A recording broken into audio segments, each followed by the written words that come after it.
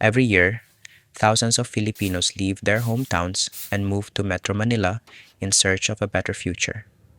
But is it really worth it? Are the job opportunities here enough to justify the higher cost of living, the traffic, and the time away from family?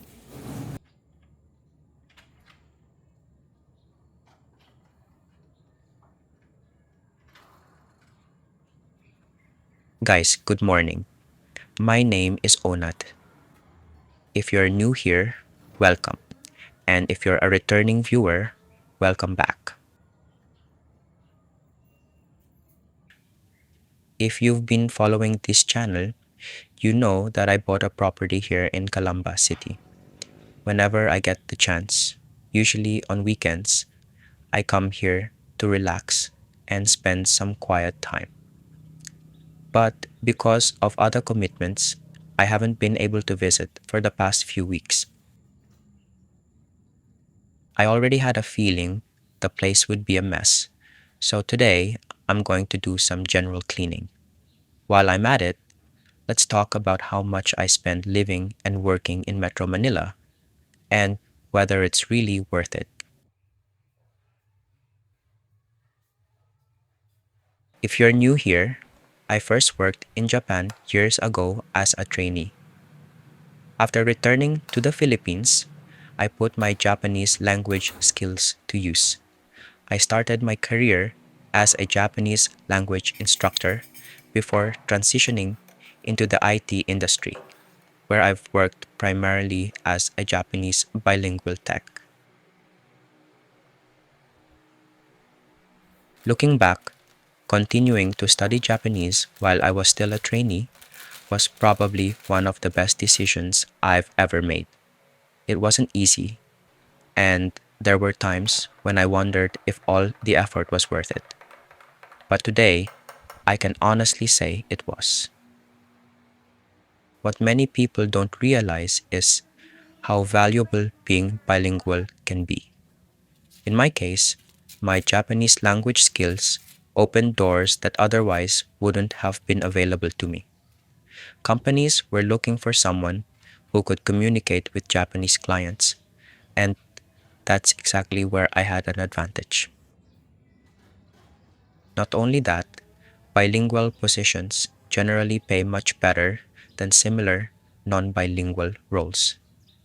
Depending on the company and the position, the salary can be two or even three times higher because you're bringing a specialized skill that's in demand.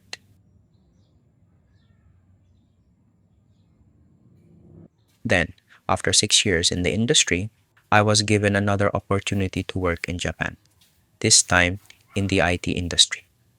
But after just 1 year, I decided to come back to the Philippines. Was it the right decision? Is living and working in Metro Manila really worth it? If you're interested to know my answer, stick around until the end of the video. And if you'd like to know more about my journey in Japan, be sure to check out my previous videos. And if you find my content interesting, consider subscribing so you won't miss any of my future uploads. Now, like in many countries around the world, people often leave their hometowns and move to big cities in search of better jobs, more opportunities, and greater convenience. The Philippines is no different. Every year, thousands of new graduates and professionals relocate to Metro Manila, hoping to build a better future.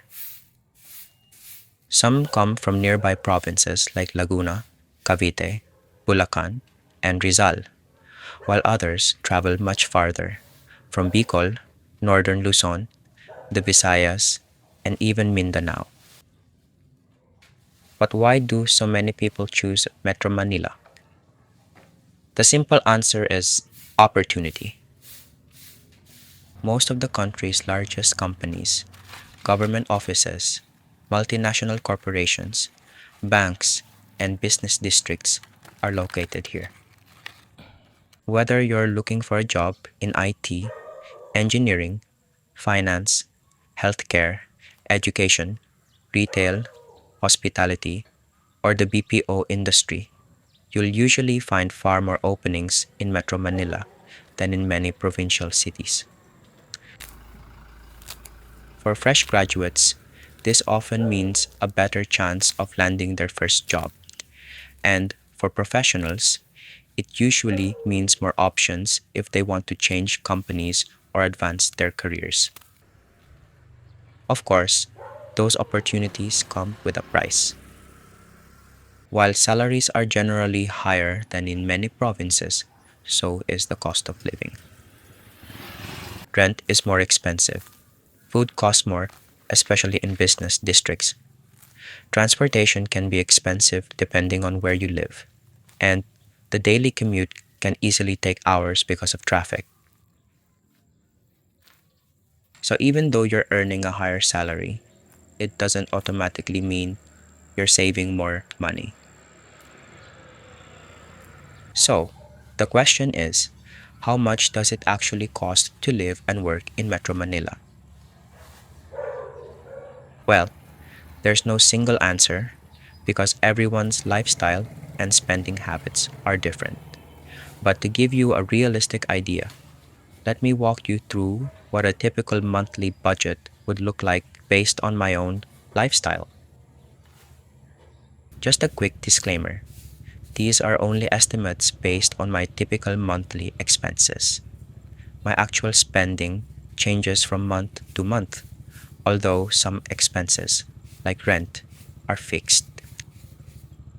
Let's start with the apartment since it's one of the biggest monthly expenses. If I were renting my own apartment, I'd set aside around 8,000 to 10,000 pesos. That's roughly 130 to 170 US dollars. With that budget, you can usually find a decent apartment that's close to a major CBD. You can find shared condo units right inside the CBD that cost around 4,000 to 6,000 pesos a month, or roughly 65 to $100. But I personally prefer living alone, so that's not really an option for me. If I lower my housing budget, I'd probably have to compromise on privacy, convenience, or location. And if I spend much more than 10,000 pesos on rent, I'd rather put that extra money into my emergency fund. Next is food. My lunch usually costs a little over 300 pesos because I work in PGC, where meals are generally more expensive. Sometimes I also grab a coffee. So my weekday lunch expenses average around 1,500 pesos a week, or roughly 6,000 pesos a month. For dinner, I usually buy groceries and cook at home, which costs me about the same. That brings my total monthly food budget to around 12,000 pesos or $200. For transportation, I usually ride either my motorcycle or my bicycle. When it rains, I commute by jeepney. Filling up the tank costs around 300 pesos. Depending on how much I ride, I refuel anywhere from once to three times a week, especially if I go on long weekend rides. On average, I spend around 1,500 pesos to 2,000 pesos a month on fuel. My internet bill is around 1,700 pesos per month. As for my phone, I spend only about 500 pesos a month. I usually buy a no expiration prepaid load, and it's often enough to last me a month or even longer. Electricity usually costs around 1,500 to 2,000 pesos, and that's without an AC. Water bill is usually between 300 and 500 pesos.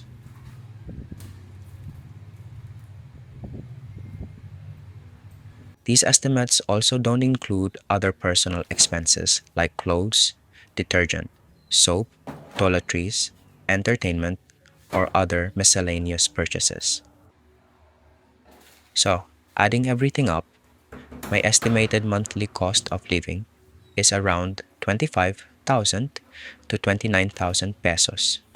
That's roughly 400 to $500. Now, for someone earning in dollars, especially foreigners or expats from the US, Canada, or Europe, this amount will probably seem quite low. But keep in mind that the average monthly salary for many Filipinos is only around 18,000 to 25,000 pesos, or roughly 300 to $400. So, spending that much in a month is actually considered quite high, especially for a single person. Even for me, it's a significant amount, which is why I always try to keep my expenses under control and avoid spending more than I need to.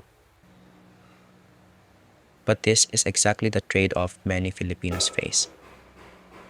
Metro Manila offers more jobs, higher salaries, and better career opportunities. At the same time, it also demands a much higher cost of living. So, is working in Metro Manila really worth it? For me, the answer depends on your situation. If you're coming from a province where jobs are limited or salaries are much lower, moving here could be a life changing opportunity. It can help you build your career, gain valuable experience, and increase your earning potential. But if you already have a stable job in your hometown with a competitive salary and a lower cost of living, staying there may actually give you a better quality of life.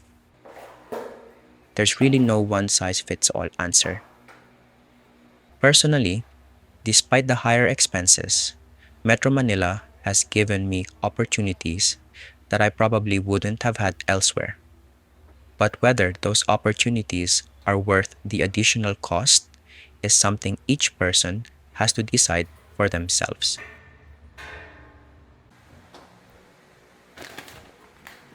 All right, we're done with the cleaning. Before we wrap things up, let's cook a simple lunch.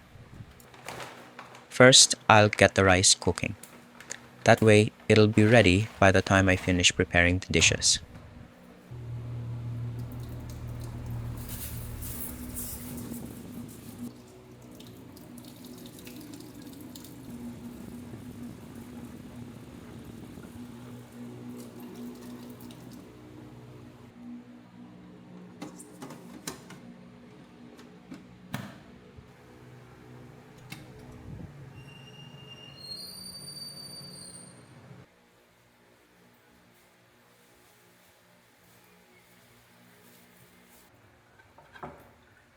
Next, I'll make a simple tomato and egg dish.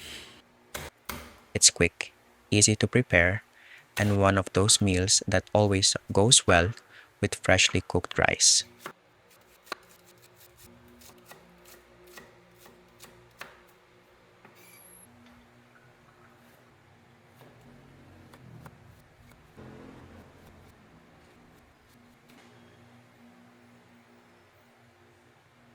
After chopping the ingredients, I'll heat a little oil in a pan and saute the garlic and onion until they're fragrant.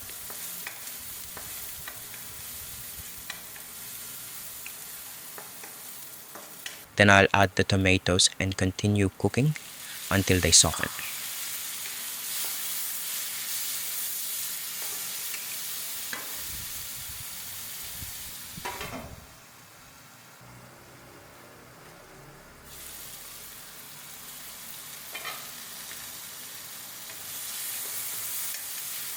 Next, I'll pour in a little water and let it simmer for a bit.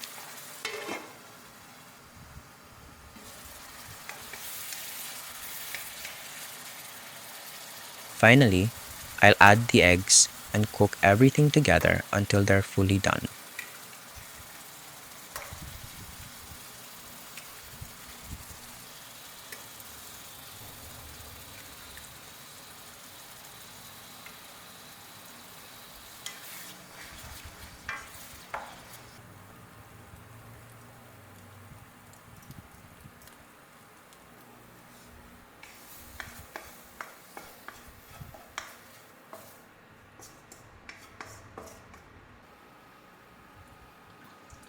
And finally, I'll quickly saute some paku, also known as vegetable fern.